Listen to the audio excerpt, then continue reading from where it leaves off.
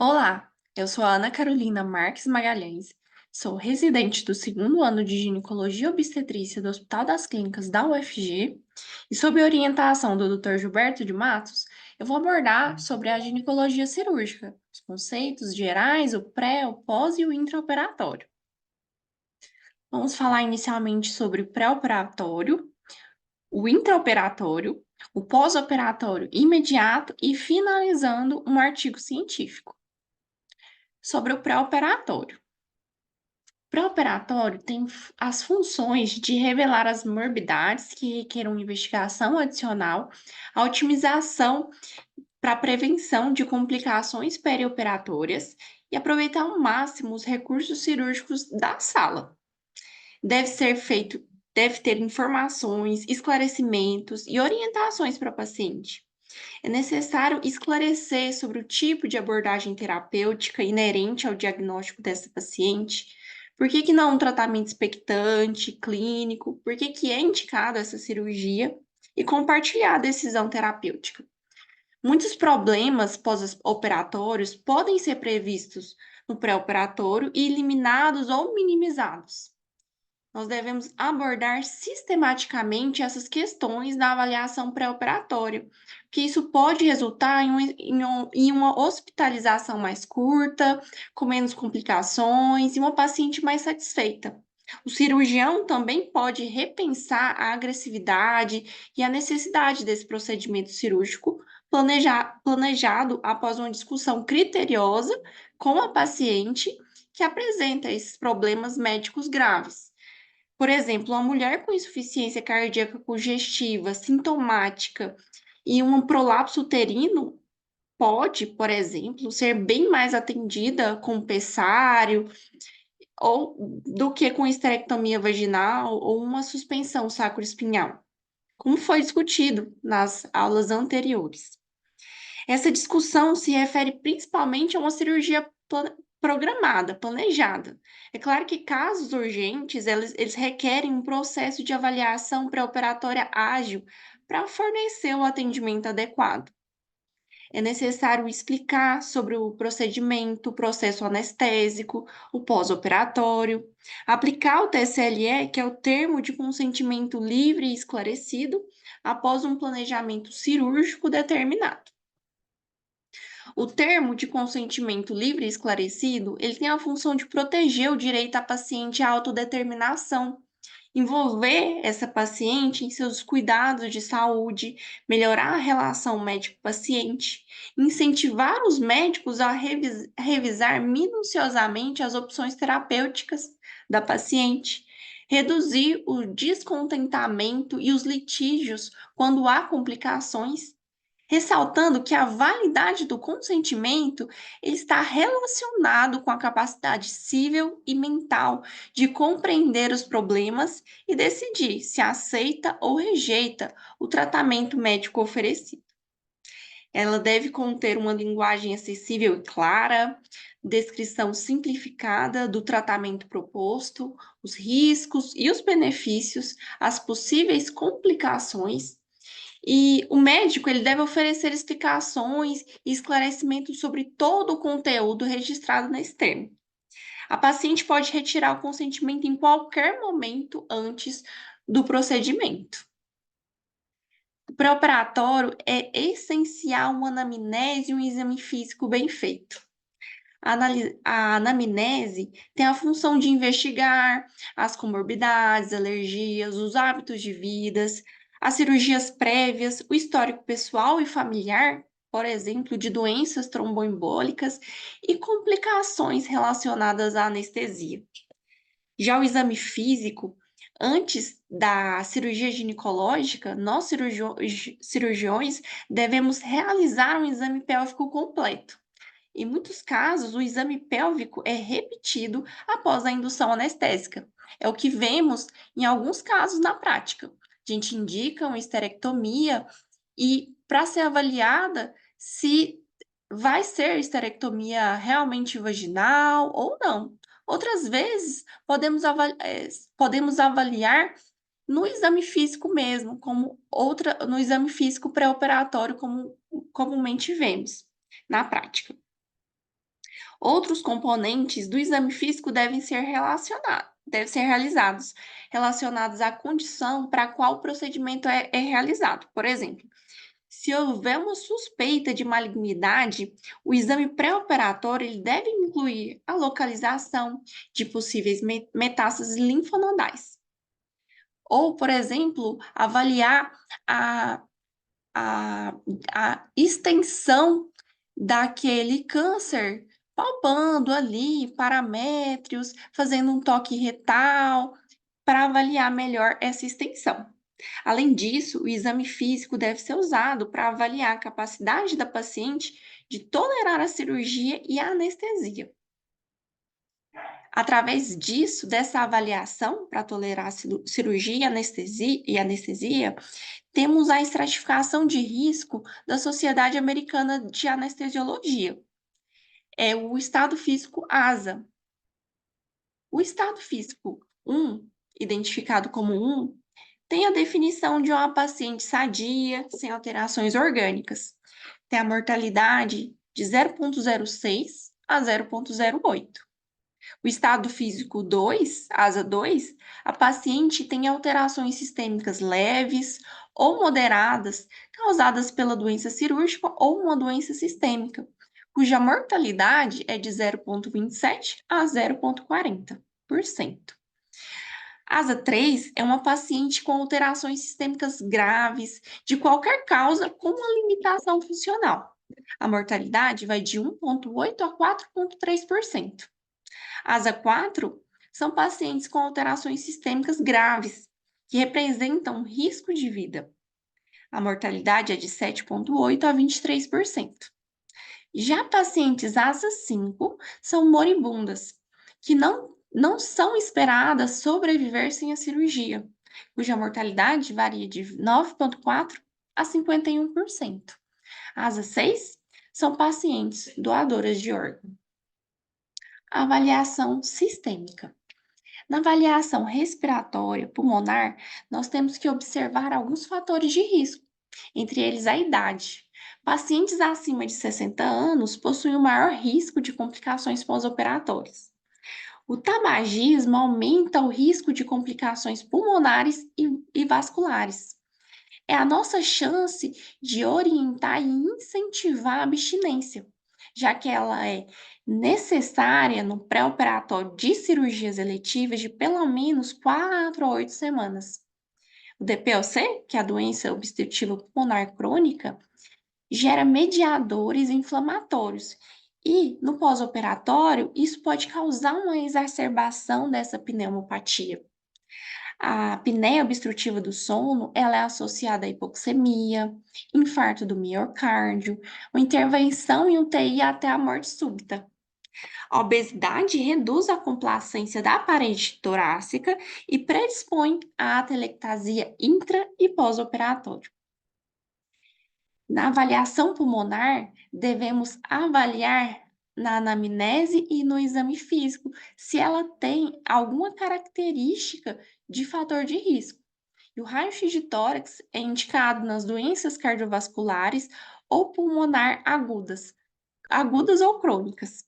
Nos casos de câncer, asa 3, grandes tabagistas, imunossuprimidas, história recente de radioterapia torácica também entra.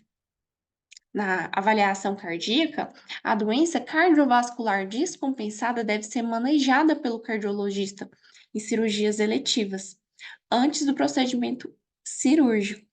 As hipertensas, não há a confecção de risco adicional se for uma hipertensão controlada, exceto numa urgência hipertensiva. E, através do risco cirúrgico, é classificada o risco associado a eventos cardíacos adversos importantes. Alto risco tem mais do que 5% de risco associado. Risco intermediário varia de 1 a 5%. Já pacientes de baixo risco possuem o risco menor do que 1%. Com relação aos testes laboratoriais, utilizamos uma abordagem seletiva. Já que em indivíduos saudáveis, asa 1 e 2, a prevalência de doenças não reconhecidas que influenciam no risco cirúrgico é baixa. E qual é o momento para esses exames? É de 4 meses anteriores à cirurgia para as pacientes sem alterações clínicas nesse intercurso. O hemograma deve ser utilizado e solicitado em idades maiores de 65 anos, cirurgias de grande porte com uma suspeita de uma perda significativa de sangue, para identificar uma anemia grave, que acontece muito na prática, né?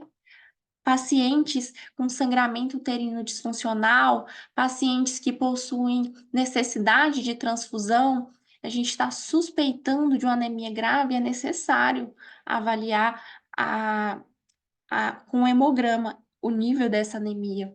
Na suspeita de doenças hematológicas, infecções prováveis ali de acordo com os leucócitos, ele pode ser utilizado e a plaquetopenia, ela vai auxiliar na avaliação da anestesia neuroaxial. A função renal. Pacientes com idades maiores do que 50 anos, em cirurgia de risco intermediário ou alto, probabilidade de hipotensão no intraoperatório, o uso de medicamentos nefrotóxicos, doença renal crônica prévia, em que a creatinina é maior do que 2 miligramas por decilitro, tem um risco maior de complicações cardíacas e renais no pós-operatório. Solicitar eletrólitos para os pacientes que usam diuréticos e ECA, que são inibidores da enzima conversora de angiotensina, e os BRAS, que são bloqueadores de receptor de angiotensina, pacientes com doença renal crônica. A glicemia, ela é solicitada para os pacientes diabéticos, principalmente em uso de insulina, lembrando que na prática solicitamos glicemia em idades mais avançadas para o diagnóstico. Por mais que não tenha o diagnóstico de diabetes, é o momento da gente indicar essa glicemia para avaliar esse diagnóstico. Muitas vezes solicitamos também a hemoglobina glicada para avaliar retrospectivamente o controle dessa glicemia.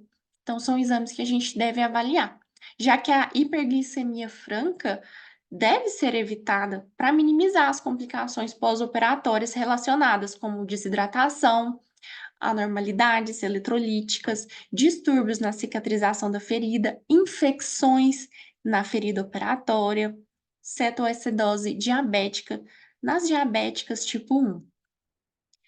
A função e a lesão hepática, exames de função e lesão hepática devem ser solicitados em hepatopatas prévias e na suspeita de hepatopatia.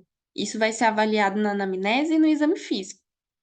A urinálise, ou urina tipo 1, ou EAS, na detecção de uma infecção suspeita do trato urinário e no risco de infecção de ferida operatória incerto.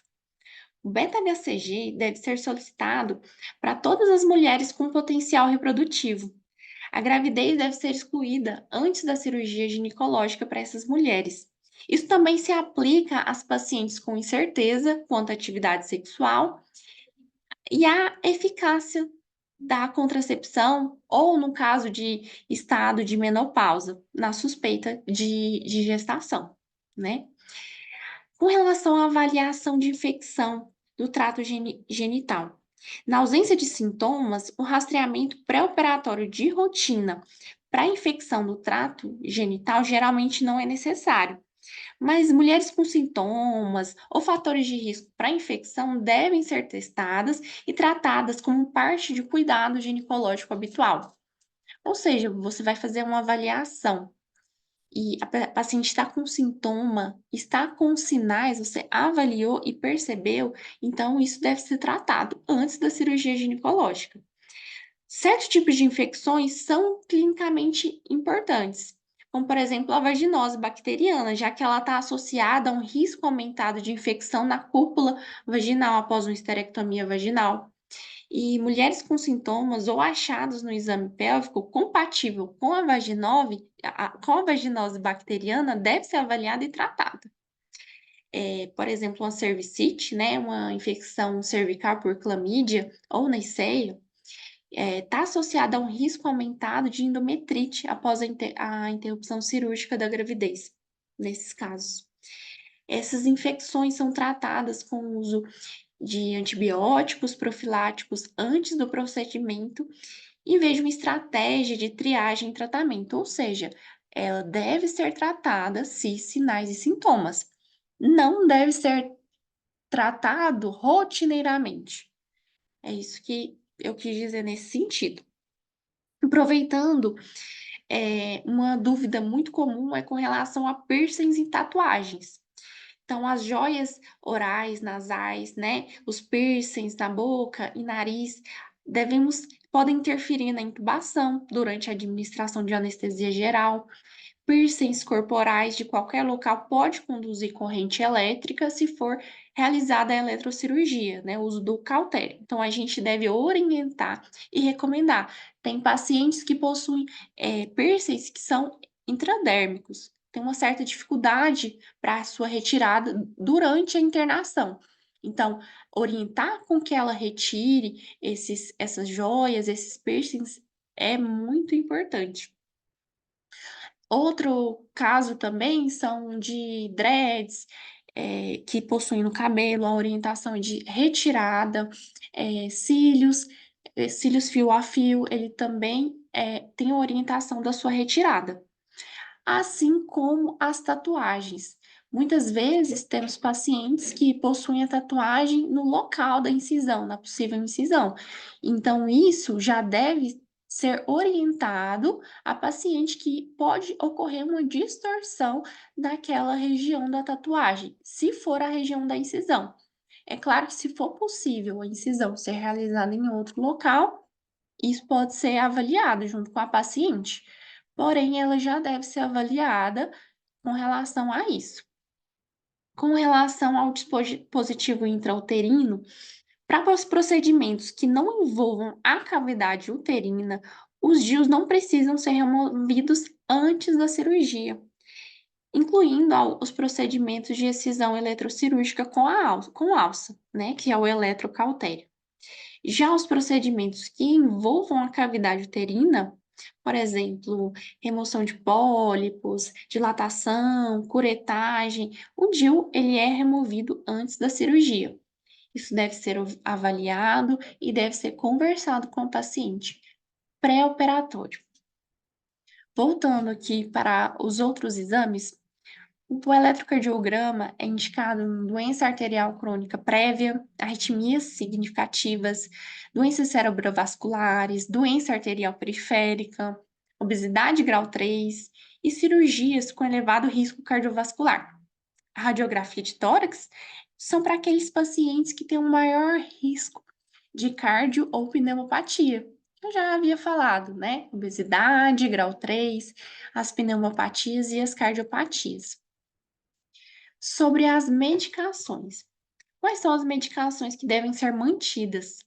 Os antiarrítmicos, os colírios, os fármacos para o tratamento de hipo e hipertiroidismo, inibidores de bomba de prótons, anticonvulsivantes, outras medicações como bloqueador do canal de cálcio, devem ser mantidas até a manhã da cirurgia.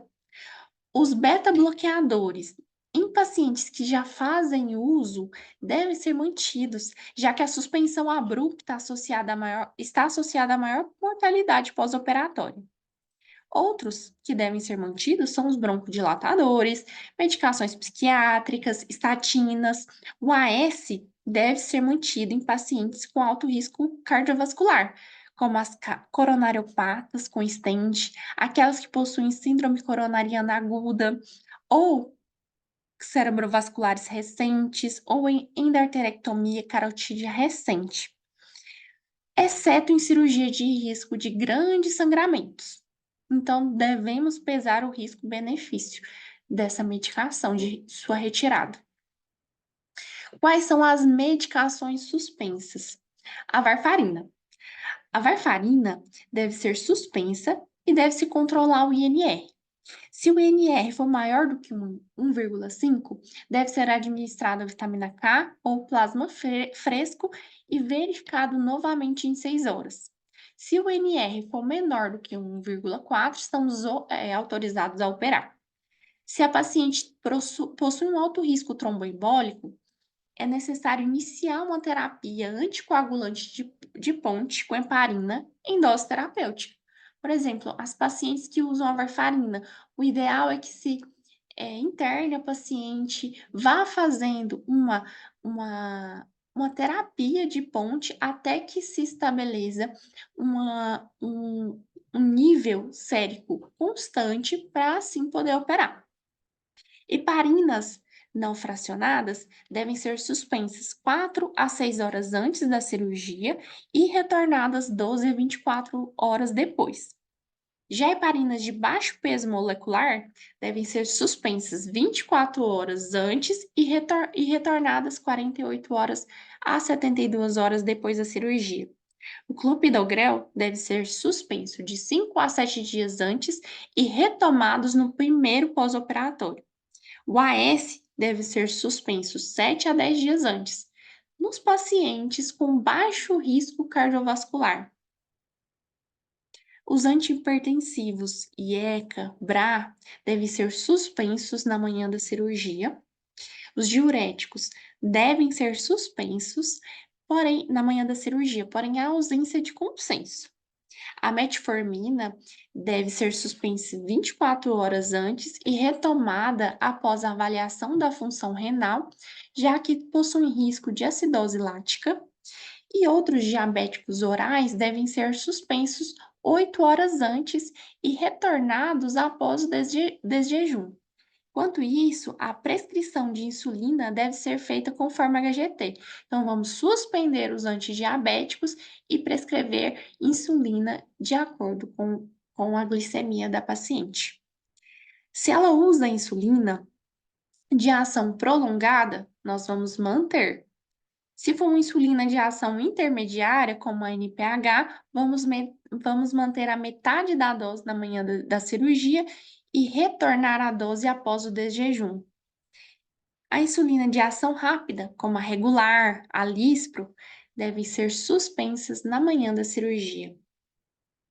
Os anti-inflamatórios não esteroidais, os AINES, devem ser suspensos 72 horas antes da cirurgia, porque eles se ligam fortemente às proteínas plasmáticas, aumentando o efeito de outras medicações. Os corticoides devem ser suspensos e trocados por hidrocortisona EV. Fitoterápicos devem ser suspensos uma semana antes da cirurgia.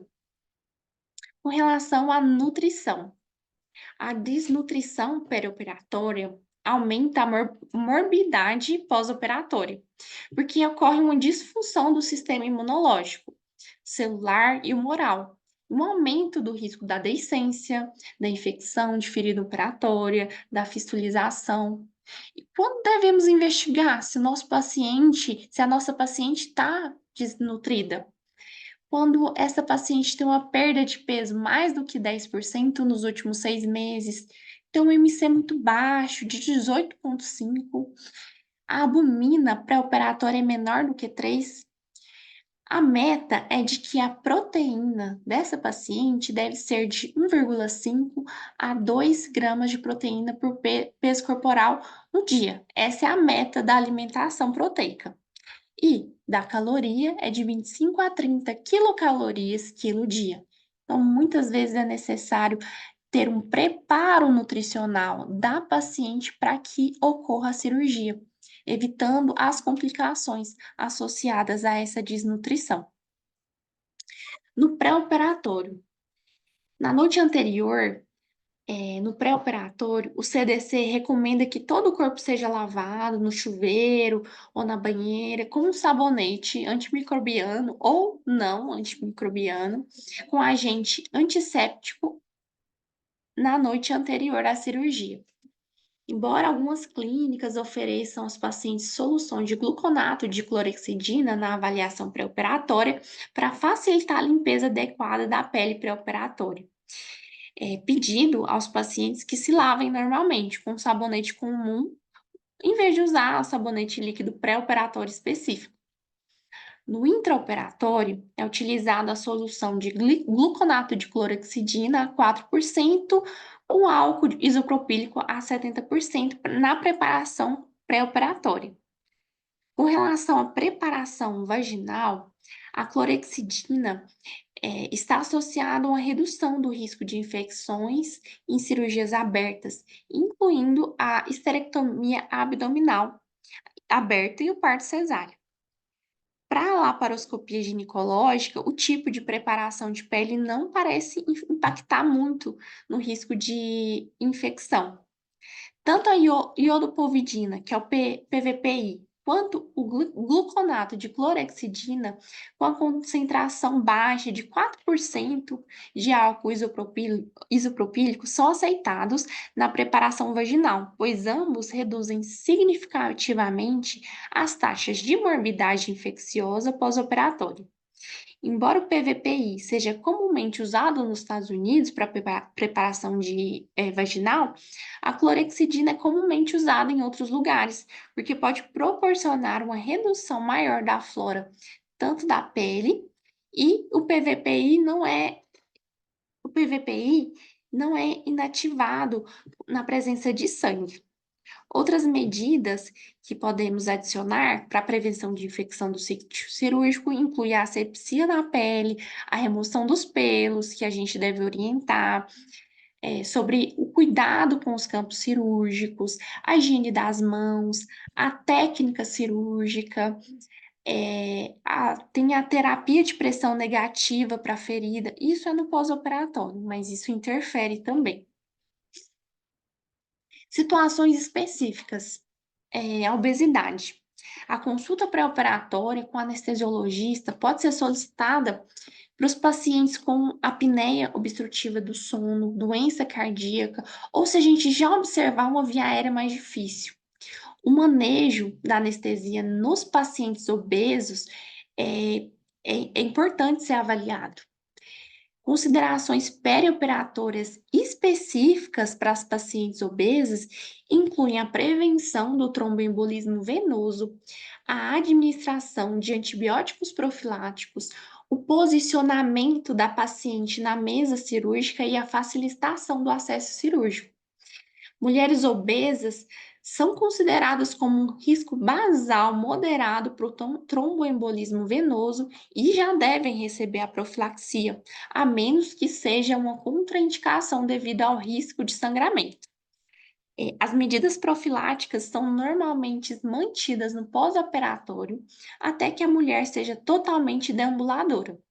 As recomendações da dosagem de antibiótico profilático de rotina pode não resultar em níveis teciduais adequados para pacientes obesos, ou seja, devemos associar a dosagem ao peso desse paciente. Como, por exemplo, a cefazolina. Ela deve ser administrada nas doses de 2 gramas via intravenosas para as pacientes com peso superior a 80 quilos. Temos a questão do posicionamento cirúrgico, que enfrenta um duplo desafio de fornecer tanto o acesso cirúrgico e proteger a paciente de lesões. Deve ser a mesa cirúrgica, ela precisa acomodar o tamanho do peso dessa paciente e fornecer cintos ou almofadas de segurança para impedir a movimentação durante a cirurgia, principalmente se ela for colocada em posição de Trendelenburg ou Trendelenburg reverso. O estribo deve acomodar o peso da paciente e evitar pressão que possa levar a lesões nervosas. Elas podem ter lesões, principalmente lombares, relacionadas a tanto estiramento, né, muscular, quanto de nervos mesmo. Além disso, o posicionamento do braço paralelamente à mesa cirúrgica, em vez de perpendicularmente, pode melhorar o acesso ao paciente. Com relação a pacientes com problemas ortopédicos ou deficiências físicas, Mulheres que planejam uma cirurgia ginecológica devem ser questionadas sobre problemas ortopédicos, por exemplo, dor nas costas, que é muito comum, cirurgia recente de quadril ou joelho, que vai dificultar, né, a elevação dos membros inferiores nas cirurgias vaginais. Isso pode afetar o posicionamento cirúrgico. Mulheres com deficiência física podem necessitar de acomodações perioperatórias, incluindo posições e equipamentos alternativos. Além disso, a mobilidade limitada é um fator de risco importante para o tromboembolismo. Então, o planejamento cirúrgico deve incluir discussões com a paciente, seus cuidadores e com a equipe do centro cirúrgico, com experiência, logística, regulamentação a essas questões. E, se necessário, deve ser pedido aconselhamento, né, das outras especialidades sobre a tromboprofilaxia. Com relação ao jejum, isso vai de acordo com a dieta. Uma dieta zero tem um tempo de jejum de 2 horas, líquidos claros 2 horas, leite e refeições leves de 6 horas e os alimentos sólidos ou gordurosos de 8 horas. Protocolo ERAS. O que é o protocolo ERAS? Um programa de recuperação melhorada pós-cirúrgica. Eles têm recomendações pré, intra e pós-cirúrgica.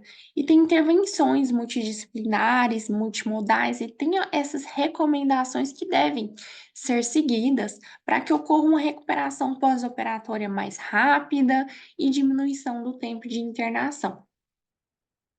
Em resumo, tudo que eu falei é baseado basicamente no protocolo ERAS, que é no pré-operatório, é a educação da paciente, é a discussão com ela, observação das dificuldades que vão ser entendidas, né, que vão ser encontradas pré, intra e pós-operatório, a cessação tanto do etilismo quanto do alcoolismo ou do uso de bebida alcoólica, é indicado evitar o preparo mecânico de rotina, indicado também a profilaxia antibiótica para determinados tipos de infecções.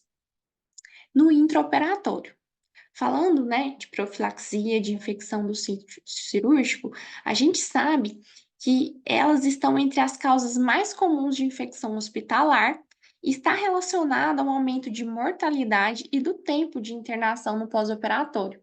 Então, devemos ficar vigilantes aos fatores de risco relacionados. Por exemplo, pacientes diabéticas devem ter um controle glicêmico rigoroso, manter a glicemia abaixo de 200 miligramas por decilitro, principalmente nos 2 primeiros dias pós-operatório, sabendo que o tabagismo e etilismo é um fator de risco importante, devemos atuar nesse aspecto. A albumina pré-operatória menor do que 3,5, o que significa isso? A desnutrição, né? A organizar, melhorar as condições nutricionais da paciente é importante, assim como obesidade. Assim como a gente também orienta pacientes obesas da necessidade da perda de peso para uma a melhor recuperação cirúrgica. As imunossuprimidas devem ter uma maior atenção. Se é uma cirurgia de emergência, tem um maior risco de infecção. Cirurgias mais complexas, né, a complexidade do procedimento é um fator de risco. Uma classificação de ferida, ou se ela tem uma infecção pré-existente, se houve um protocolo de preparo da pele, né, a higienização, a asepsia e os cuidados com a ferida ou com o curativo, e o tempo de duração da cirurgia tem relação direta com o risco de infecção do sítio cirúrgico. Com relação à profilaxia, temos alguns tipos de procedimentos relacionados à necessidade de antibiótico profilaxia. Lembrando que ela deve ser iniciada 1 hora antes da indução anestésica, devemos avaliar pacientes com uma massa corporal maior do que 35, de IMC, um peso maior que 100 quilogramas. Isso indica que deve ter uma alteração na questão da posologia da medicação. E, por exemplo, a cefazolina, que é a que é mais utilizada, em vez de usar 1 grama, vamos usar 2. Para que mantenhamos níveis séricos terapêuticos no soro e nos tecidos durante toda a operação. Então, esterectomia, procedimentos uroginecológicos, incluindo e envolvendo telas, que são cirurgias que mais praticamos aqui na nossa residência, a cefazolina é indicada na dose de 1 a 2 gramas intravenosa. Pode ser utilizada a clindamicina mais a gentamicina, ou a quinolona, ou a Astreonan. Pode ser também alternativamente utilizado o metronidazol junto com a gentamicina ou a quinolona. A laparoscopia diagnóstica operatória, a esterilização tubária, a laparotomia, a esteroscopia não tem indicação do uso de antibiótico profilaxia. Já a esterossalpingografia, sim, tem a indicação de usar a doxiciclina de 100 mg VO 2 vezes por dia por 5 dias. Já a inserção de DIU, a biópsia endometrial não tem indicação de fazer antibiótico profilaxia. O abortamento induzido, a dilatação e evacuação uterina tem indicação de usar a doxiciclina de 100 mg VO uma hora antes do procedimento e 200 mg VO após o procedimento. Ou o metronidazol. Nos casos de exame urodinâmico, não há necessidade de antibiótico profilaxia. Preparo vesical. Se for uma cirurgia de pequeno porte, é orientado o esvaziamento espontâneo da bexiga. Já uma cirurgia de grande porte, que tem a manipulação da uretra, é indicado uma sonda vesical de demora na sala cirúrgica em ambiente esterilizado após o preparo da pele, pós-asepsia e antisepsia.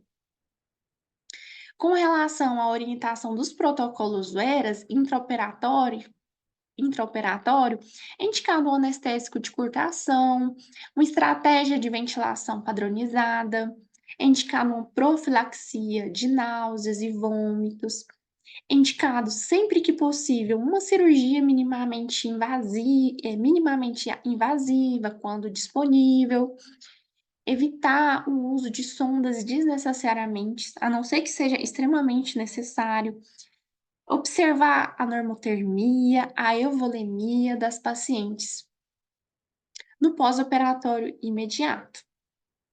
Na prescrição, é observado o retorno da dieta por via oral assim que possível, assim que a paciente consiga ingerir, deglutir, assim como a hidratação. A hidratação intravenosa inicialmente deve ser proporcional à estimativa de perda volêmica e à necessidade de hidratação ao paciente. Assim que a paciente consiga ingerir a água via oral, a orientação é que ela seja estimulada à hidratação via oral o mais precoce possível. É indicado um protetor gástrico, o BP, medicações sintomáticas, antieméticos, analgésicos, lembrando do escalonamento da dor, né? Iniciando com medicações analgésicas menos potentes, adicionando até aquelas mais potentes, e antihistamínicos. A antibiótico-terapia, quando necessária, deve ser realizada quando tem, né, uma infecção a ser tratada, deve ser voltar às medicações de uso contínuo de acordo com aquelas orientações que foram dadas anteriormente, os cuidados de enfermagem específicos para essa cirurgia ginecológica e os sinais vitais que devem ser observados nesse pós-operatório imediato. Devemos observar a profilaxia do tromboembolismo venoso e pulmonar. Temos a escala de Capri, já que o risco de tromboembolia venosa aumenta significativamente durante e após a cirurgia. E a tromboprofilaxia reduz a incidência de TVP sintomática ou embolia pulmonar. Lembrando que são complicações graves. A decisão sobre o método, a dose, o momento da profilaxia depende de um equilíbrio entre o risco de trombose do paciente, em que se utiliza o score de Caprini, e o sangramento perioperatório. O score de Caprini, ele é ponderado com risco de complicações hemorrágicas para determinar a abordagem do tratamento. Observamos que a pontuação ela vai progredindo de acordo com alguns pontos. Por exemplo, a idade, se a cirurgia é pequena, se é um estado gravídico puerperal, se é um quadro de doença pulmonar grave, tem o score de 1 ponto. 2 pontos se for a idade entre 61 e 74 anos, é uma cirurgia aberta, que durou mais do que 45 minutos, com câncer, essa paciente está mais invadida, possui um acesso venoso central. Se for 3 pontos, de acordo com a idade mais avançada, se a paciente teve algum episódio anterior de tromboembolismo venoso, histórico familiar, alguns tipos de doenças trombóticas relacionadas, e pontuações maiores são aquelas que tiveram histórico de AVC, menos de 1 mês, fratura de quadril, artropatia, que são lesões de difícil mobilidade dessa paciente, ou seja, maior risco de evento tromboembólico. Temos alguns cenários clínicos e algumas recomendações associadas. Por exemplo, uma paciente sem risco para tromboembolismo e uma cirurgia de pequeno porte, a orientação é a deambulação precoce. Assim como as pacientes que não têm risco para tromboembolismo e vai fazer um procedimento inteiramente laparoscópico. Já a paciente que tem um risco para tromboembolismo e mesmo que seja um procedimento laparoscópico, ela tem indicação, por exemplo, de uma heparina de baixo peso molecular. Pacientes que sem risco de tromboembolismo, mas vão ser submetidas a uma cirurgia ginecológica de grande porte também, inclusive essas medicações devem ser mantidas até a alta hospitalar, assim como as pacientes com risco e uma cirurgia ginecológica de grande porte. As pacientes a serem submetidas a uma cirurgia ginecológica de grande porte e um tratamento, né, para um tratamento de câncer, com certeza tem um grande risco de eventos tromboembólicos, então ela deve ter uma profilaxia com heparina de baixo peso molecular, por exemplo, até a alta hospitalar. De acordo com o protocolo ERAS, no pós-operatório devemos ficar cientes, né, e atentos à profilaxia de tromboembolismo, à manutenção da normotermia, o início da dieta regular, o quanto antes, né, nas primeiras 24 horas pós-operatórios, manter os níveis de glicose no sangue normais, evitando tanto a hipo quanto a hiperglicemia, observar a analgesia, observar também a invasão dessa paciente, como suspensão de catéter urinário, colocar apenas drenos que têm necessidade, extrema necessidade, e sempre orientar a mobilização precoce dentro das primeiras 24 horas pós-cirúrgico. E a alta, ela vai seguir os critérios em qualquer paciente submetida a uma cirurgia ginecológica. Então, vai incluir a tolerância a uma dieta regular, se a paciente está conseguindo se alimentar bem, se ela está deambulando e se está sendo possível o controle da dor pós-operatória com os analgésicos orais. Assim, ela vai poder utilizar esses analgésicos em casa. Vamos para o artigo científico. O artigo científico escolhido foi o Febrasco Position Statement. Ele fala principalmente um resumo bem completo com relação a cada protocolo que pode ser utilizado, a cada critério clínico identificado nas pacientes e quais são as recomendações. O que se recomenda para que seja feito para a diminuição dos riscos relacionados à cirurgia, principalmente as cirurgias ginecológicas. Então, os princípios do protocolo ERAS, né? O que é esse protocolo ERAS?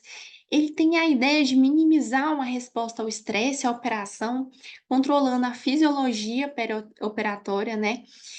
Tem uma ideia de controlar e otimizar a cirurgia através de aconselhamento pré-operatório, alívio da dor, a profilaxia, né, tromboembólica, o protocolo anestésico é importante, com a intenção de recuperação da função gastrointestinal normal, a mobilização precoce. Por que ele deve ser implementado?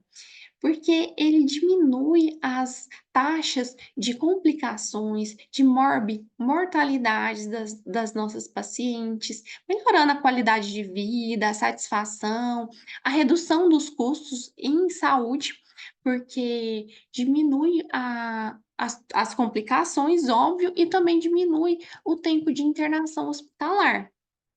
E vai envolver, né, todos que atendem os pacientes, é multimodal, então essas recomendações vão atuar não só na parte ginecológica, mas em outras especialidades e vai associar a outros profissionais também.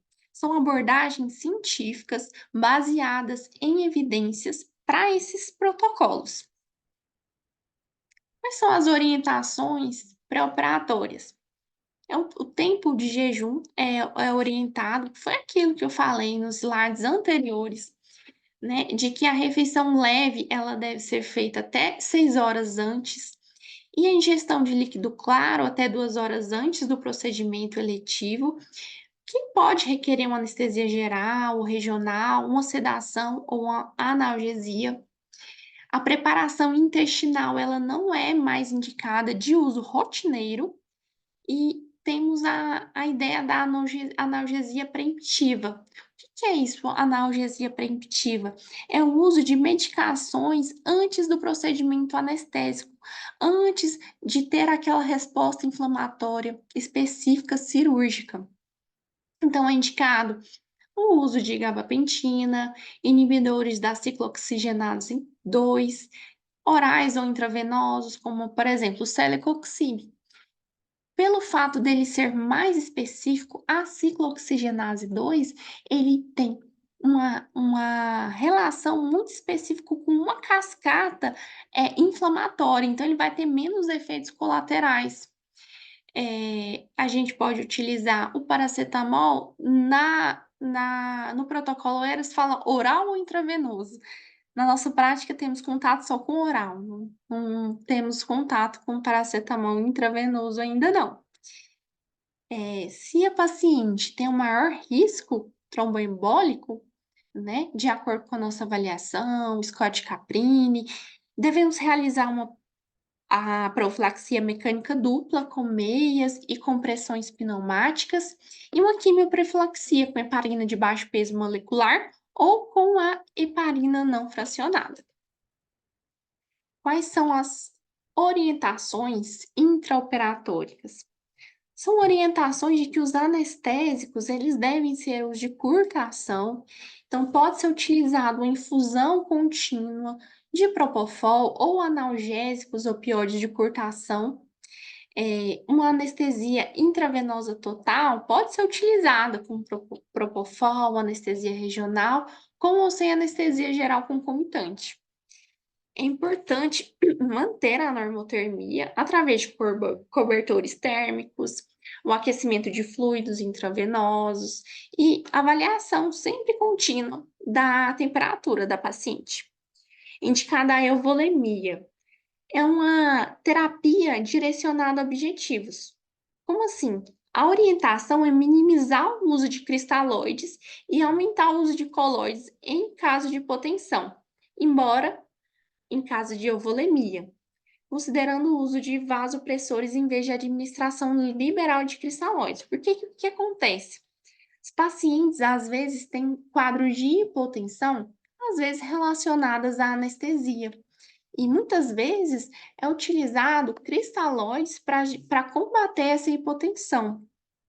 Porém, o excesso de cristalóides pode desequilibrar o balanço hídrico dessa paciente, gerando edema e outras complicações. A orientação é de que se evite cristalóides, se for necessário uma hidratação venosa, se use coloides e que para resolver essa questão de hipotensão, é melhor utilizar vasopressores nesses casos. A prevenção de náuseas e vômitos pós-operatórios é importante. Então, é recomendado o uso intraoperatório de pelo menos 2 agentes antieméticos de classes diferentes, como os antagonistas de 5-HT3, a ondansetrona, os antagonistas NK1, a aprepitante, os corticoides que podem ser utilizados, como por exemplo a dexametasona, anti-histamínicos, como o dimenidrato, anticolinérgicos, como a escopolamina, por exemplo. Indicado o uso limitado de drenos, sondas e catéteres. Se indispensável, o seu uso deve ser utilizado pelo menor tempo possível. E quais são as recomendações pós-operatórias? Então, é indicada a retomada da ingestão oral de líquidos e sólidos nas primeiras 24 horas. Então, incentivar a ingestão de líquidos quando a paciente se recuperar na pós-anestésica. E pode ser considerado dieta rica em proteína. A mobilização precoce deve ser utilizada. É orientado a remoção do catéter urinário dentro das primeiras 24 horas de cirurgia. O sistema farmacológico multimodal, poupadores de opioides para dor. Ou seja, pode ser utilizado 2 ou mais medicamentos para analgesia regional, né? Combinação, por exemplo, de anti-inflamatórios não esteroidais, como paracetamol. Se houver um risco aumentado do tromboembolismo venoso, pode ser feita, né, essa profilaxia, lembrando, né, sempre da euvolemia. Então, a gente tem que evitar a administração de fluidos, muitos fluidos, quando a paciente puder manter a administração via oral, né? E é sempre orientado, se possível, a via oral. Pela sua atenção, muito obrigada.